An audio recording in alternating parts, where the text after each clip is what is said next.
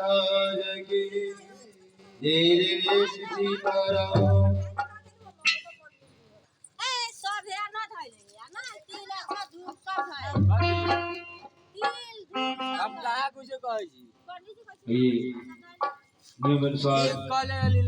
सुंदरकांड के पाठ 256 हो चुका है और इसे फिर हम लोग हनुमान चालीसा से रोक लगाएंगे।